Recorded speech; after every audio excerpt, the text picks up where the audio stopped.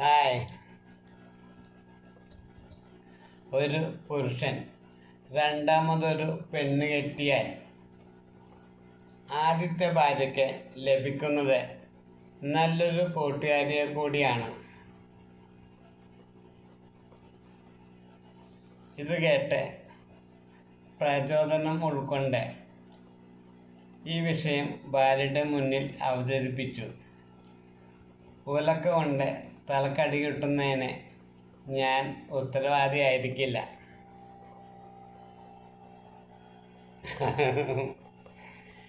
എല്ലാവർക്കും ശേഖർജി ജീവിതം നന്മ നിറഞ്ഞതാകട്ടെ എന്ന് പ്രാർത്ഥിക്കുന്നു.